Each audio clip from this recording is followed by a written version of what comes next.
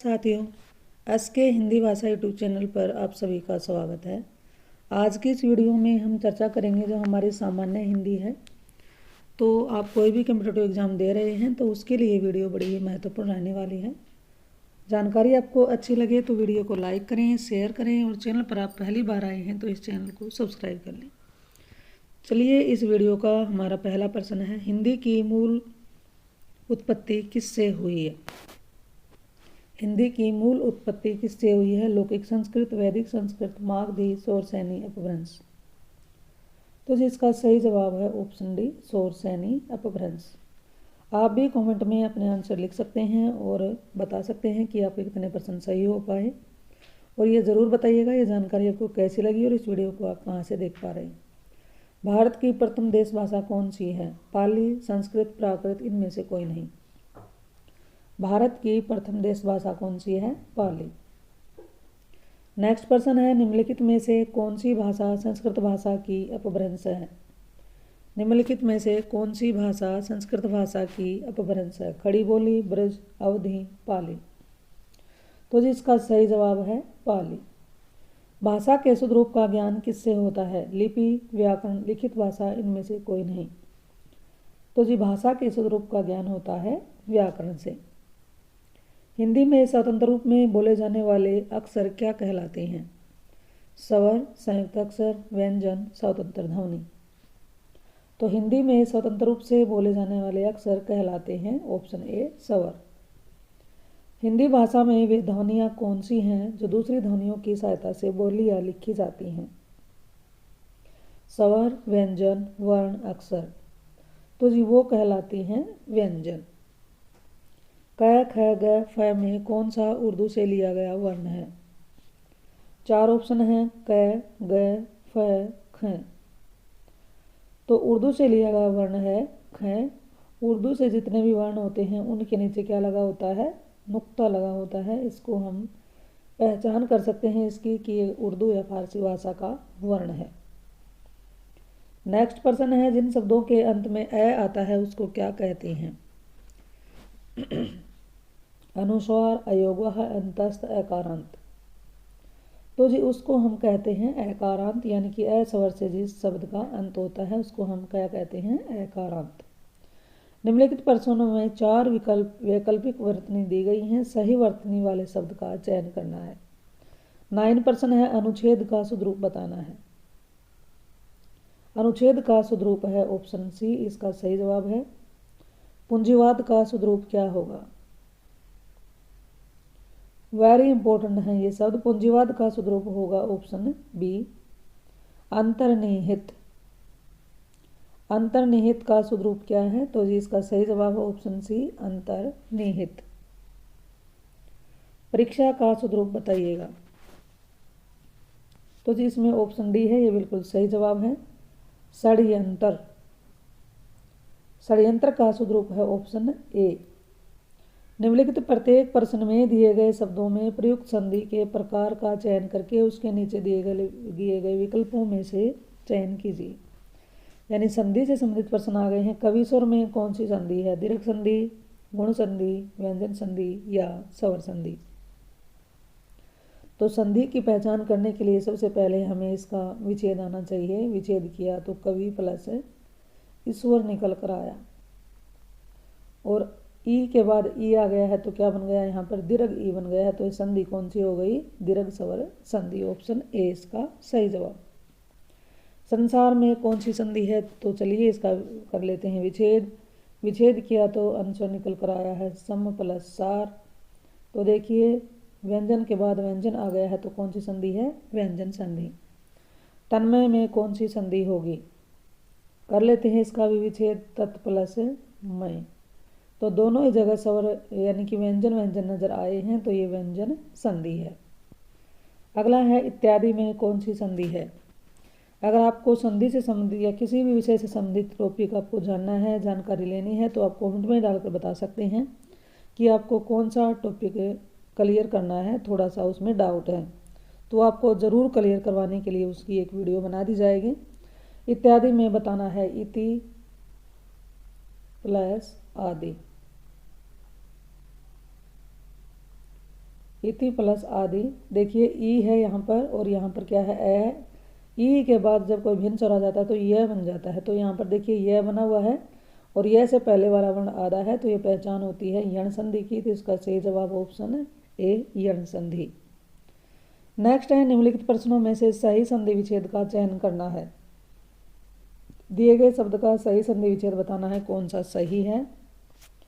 पुनर्जन्म शब्द दिया गया है, इसका संधि विच्छेद सही क्या होगा। तो जी इसका सही जवाब है ऑप्शन ए पुनः प्लस जन्म, और ये संधि है विसर्ग संधि। पितृण का संधि विच्छेद बताइए। पितृण का संधि विच्छेद सही क्या है, ऑप्शन सी पितृ प्लस ऋण। इत्यादि का संधि विच्छेद अभी हमने किया भी था। इत्यादि का सही संधि विच्छेद क्या होगा, इति प्लस आदि। कौन सा है, ऑप्शन ए। युधिष्ठिर का संधि विच्छेद क्या होगा। युधिष्ठिर का सही संधि विच्छेद क्या होगा, युधि प्लस स्थिर। जगदीश का संधि विच्छेद क्या होगा, तो जगदीश का संधि विच्छेद है ऑप्शन ए जगत प्लस ईश, और ये संधि है व्यंजन संधि। कनकटा का संधि विच्छेद क्या होगा, तो जी कनकटा का संधि विच्छेद है कान प्लस कटा। हिंदी के स्वतंत्र संधियों में मानी जाती हैं। रामायण का सही संधि विच्छेद क्या होगा। रामायण का सही संधि विच्छेद क्या है, तो ऑप्शन सी राम प्लस अयन। रामायण का सही संधि विच्छेद हो गया राम प्लस अयन, और ये हमारी संधि है दीर्घ संधि। नीचे प्रत्येक शब्द के लिए उसके नीचे दिए गए विकल्पों में से उपयुक्त समास छाटिए। अब प्रश्न आ गए हमारे समास से संबंधित। दशानन में बताइएगा कौन सा समास है, दवेगु, बहुव्रीहि, क्रमधारय, द्वंद्व। तो जी दशानन का कर लेते हैं विग्रह। दस आनन वाला अर्थात कौन है, रावण। जहाँ पर दोनों पद मिलकर किसी तीसरे शब्द की विशेषता बताते हैं तो वहाँ पर होता है बहुव्रीहि समास। तो इसका सही जवाब है बहुव्रीहि समास। रोग पीड़ित, कर्मधारय, द्वंद्व, बहुव्रीहि, तत्पुरुष। इसका भी कर लेते हैं विग्रह। रोग से पीड़ित, तो जहाँ पर भी हमें कारक विभक्ति नजर आए दोनों पदों के बीच में, तो जी वहाँ होता है तत्पुरुष समास। इसका सही जवाब है तत्पुरुष समास। प्रतिमान का बताइए, कर्मधारय, अव्ययभाव, बहुव्रीहि, तत्पुरुष। प्रतिमान का क्या होगा, जब मूल शब्द से पहले कोई न कोई शब्दांश यानी कि अव्यय लगा होता है तो वहाँ पर होता है अव्ययभाव समास। वीर पुरुष का सही समास कौन सा है। वीर पुरुष में बहुव्रीहि, तत्पुरुष, अव्ययभाव, द्वंद्व। वीर पुरुष में कौन सा होगा, तो वीर है जो पुरुष, यानी कि ऐसा पुरुष की विशेषता बताई गई है, तो ये क्या है बहुव्रीहि समास। नीचे लिखे प्रत्येक वर्ग में दिए गए विकल्पों में से तत्सम शब्द का चयन कीजिए। अब सबसे पहले बात कर लेते हैं तत्सम शब्द होते क्या हैं। तो तत्सम शब्द संस्कृत भाषा के शब्द होते हैं और हमें उन्हें उसी रूप में हिंदी में प्रयोग में ले लेते हैं, तो वो सारे शब्द कहलाते हैं तत्सम शब्द। 29 वाला जो प्रश्न है इसमें तत्सम शब्द का चयन करना है। चांद, चंद्रमा, चंद्र, चंद। अब थोड़ा सा तत्सम शब्दों के बारे में आपको ट्रिक बता देती हूँ कि क्या होगा। तत्सम शब्द जो होते हैं संस्कृत भाषा के शब्द होते हैं, ये तो मैंने आपको पॉइंट बता दिया है। दूसरा पॉइंट है जिसके भी ऊपर बिंदु लगा हो यानी अनुस्वार लगा होता है वो शब्द भी क्या होता है, तत्सम होता है।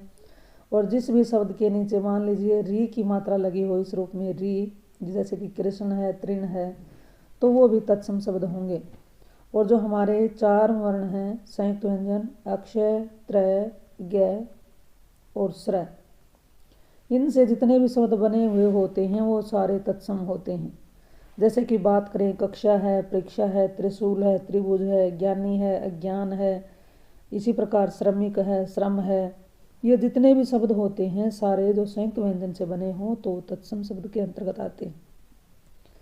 और र, जैसे कि र लगा होता है, पैदेन र बोलते हैं, पदेन र हो या चाहे किसी भी वर्ण के ऊपर र इस रूप में हो, तो दोनों ही रूपों में ये किस में आते हैं, दोनों ही रूपों में ये तत्सम शब्द के अंतर्गत आएंगे। तो हम आशा करती हूँ थोड़ा सा जो आपको बताया गया है वो क्लियर हो गया होगा, तो उसके अनुसार इसको करने की कोशिश करिए। 39 में आपको तत्सम शब्द का चयन करना है। तो 29 में देखिए तत्सम शब्द क्या है, चंद है। जो आपने सिलेक्शन इसका कर लिया होगा तो बिल्कुल सही जवाब है। नेक्स्ट है छेद डंडा विवाह सींग। छेद डंडा विवाह सींग। तो इसका सही जवाब क्या है, ऑप्शन है सी विवाह। आप कहोगे इसके ऊपर अनुस्वार लगा हुआ, लेकिन डंडा तो क्या है, एक देशज शब्द है। ये भी तो हमें देखना है ना कि ये तत्सम है, तद्भव है, देशज है या विदेशज है। अगर इसका आपको सही से अनुमान नहीं है तो इसके बारे में आप अगर कमेंट में डालकर कहोगे तो इसके बारे में वीडियो आपको बना दी जाएगी, आपके लिए देख लेना उसमें। अगला है हंसी कपूर ओज आम। हंसी कपूर ओज आम, इसमें तत्सम शब्द क्या रहेगा, तो इसका सही जवाब है ओज। खेत नेहर निर्मम कुछ, तो इसका सही जवाब है निर्मम। सुमन नाखून कोआ बहाव, इसमें तत्सम शब्द कौन सा है, सुमन। इसलिए मैं आशा करती हूँ ये तत्सम वाला पॉइंट आपको क्लियर हो गया होगा। कोई डाउट रहता है तो आप पूछ सकते हैं। अब प्रश्न जो है 34 से 38, नीचे लिखे प्रत्येक वर्ग में दिए गए विकल्पों में से तद्भव शब्द का चयन करना है।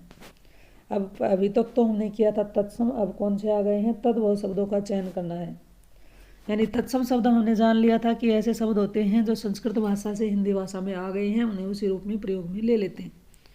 लेकिन जब उन्हीं तत्सम शब्दों में थोड़ा सा परिवर्तन करके हम हिंदी में इनको लिखते हैं तो वो बन जाते हैं तद्भव। इसी के आधार पर इसको करने की कोशिश करते हैं। चलिए, कान नासिका परीक्षण कटक, तो जिसका सही जवाब ऑप्शन ए कान, और इसका तत्सम की बात करें तो होता है करण। कान इसका सही जवाब है। पीड़ा केरा पर्याप्त शिल्प, इसमें तद्भव शब्द बताना है, तो जिसका सही जवाब है पर्याप्त। तद्भव शब्द का चयन करना है, पर्याप्त नहीं है, ये तत्सम है। प्रभव पीड़ा क्या है, तद्भव है। इसका सही जवाब क्या है, पीड़ा। पक्षी नृत्य अंधेरा पश्य, तो इसका सही जवाब है अंधेरा। बालिका बेत आज्ञा सीधे, इसका तद्भव शब्द आपको बताना है, इनमें कौन सा है, बालिका बेत आज्ञा सिद्धि। तो जी इसका सही जवाब है ऑप्शन है बी बेत। रक्षा तमंचा विरोध शांति, रक्षा तमंचा विरोध शांति, इसमें तद्भव शब्द क्या होगा, तमंचा। अगला है परंपरा से एक निश्चित अर्थ में प्रयुक्त होने वाले शब्द कहलाते हैं। परंपरा से एक निश्चित अर्थ में प्रयुक्त होने वाले शब्द कहलाते हैं योग रूढ़, रूढ़, यौगिक और संकर। तो परंपरा से एक निश्चित अर्थ में प्रयुक्त होने वाले शब्द क्या कहलाते हैं, योग रूढ़ शब्द कहलाते हैं। निम्नलिखित प्रत्येक 4 विकल्पों में से बेमेल शब्द को अलग करना है। जो शब्द इनमें से अलग हैं वो अलग करना है। शब्द है शारीरिक, दैहिक, मानसिक, आधि, तो इसका सही जवाब क्या है, आधि। ये सारे शरीर से संबंधित विकार हैं, बीमारी हैं, और लेकिन आधि क्या है, एक मानसिक मन से संबंधित बीमारी है। घर प्रियजन परिवार बच्चे, घर प्रियजन परिवार बच्चे, इसका सही जवाब क्या है, घर। बाकी तीनों के तीनों क्या हैं, ये सजीव हैं, घर क्या है, निर्जीव है। सिर शीश मस्तक शीर्ष, सिर शीश मस्तक शीर्ष, इन चारों में से जो एक अलग है वो कौन सा है, मस्तक। निगाह दृष्टि नेत्र नजर, निगाह दृष्टि नजर नेत्र, तो इसका सही जवाब है ऑप्शन सी नेत्र। समस्या जटिलता कठिनाई खेद, तो इसका सही जवाब है खेद। अगला प्रश्न है निम्नलिखित शब्दों में से उपयुक्त पर्यायवाची शब्दों का चयन करना है। स्वर्ग का पर्यायवाची है नरक, ब्रह्मांड, यमलोक, धूम, तो जी स्वर्ग का पर्यायवाची क्या है, धूम। कुबेर का पर्यायवाची क्या होगा, किन्न नरेश कोविंद धनाधिप राजराज, तो जी कुबेर का पर्यायवाची होता है धनाधिप। रात्रि शब्द का पर्यायवाची क्या होगा, सपा तमिचर अमा विभावरी, तो जी रात्रि शब्द का पर्यायवाची होता है विभावरी। भागीरथी, सरिता, गंगा, यमुना, निर्झरणी। भागीरथी का पर्यायवाची क्या होगा? गंगा। विद्युत, विद्युत का गर्जन, दामिनी, चमक, पयोद। तो जी विद्युत का पर्यायवाची होगा दामिनी, बिजली। निम्नलिखित शब्दों के लिए दिए गए विकल्पों में से सही विलोम शब्द आ गए हैं, बताना है कौन सा इसका विलोम होगा। सामंजस्य का विवाद, कलह, संताप, द्वेष। तो जी सामंजस्य का विलोम होता है विवाद। ओजस्वी, निरा अभिमानी, निडर, यशस्वी, निस्तेज। ओजस्वी का विलोम शब्द क्या होगा? तो इसका सही जवाब है निस्तेज। पराक्रम का विलोम शब्द क्या होगा? पराक्रम, भीरुता, दुविधा, सुविधा, आलस्य, दुर्बलता। पराक्रम का विलोम शब्द क्या होगा? भीरुता। हर्ष का है अप्रसन्नता, शोक, विषाद, दुख। तो जी हर्ष का विलोम होगा विषाद। क्रोध का विलोम होगा कृपा, आशीर्वाद, क्षमा, सहयोग। तो जी क्रोध का विलोम शब्द होता है कृपा। नेक्स्ट प्रश्न है, उत्तेजित का विलोम शब्द है कठोर, शांत, संदिग्ध, उद्वेलित। तो जी उत्तेजित का विलोम शब्द है शांत। रंक का विलोम शब्द क्या होगा? तो जी आज के लिए ये इस वीडियो में आपका होमवर्क रहने वाला है। रंक का विलोम शब्द आपको बताना है कमेंट में डालकर। ऑप्शन हैं बलवान, धनवान, किसान, मजदूर। रंक का विलोम शब्द क्या होगा? ये 4 ऑप्शन देखते हुए अपना आंसर जल्दी से जल्दी लिखने की कोशिश करिए। इस तरह से आज बड़े ही महत्वपूर्ण प्रश्नों पर हमने चर्चा की है। ये जानकारी आपको अच्छी लगी हो तो इस वीडियो को लाइक करें, अपने साथियों के साथ शेयर करें। अगर आप चैनल पर पहली बार आए हैं तो इस चैनल को सब्सक्राइब कर लें। चलिए तो फिर मिलते हैं एक और नई वीडियो, नई जानकारी के साथ। इस चैनल पर आने के लिए आपका बहुत बहुत धन्यवाद।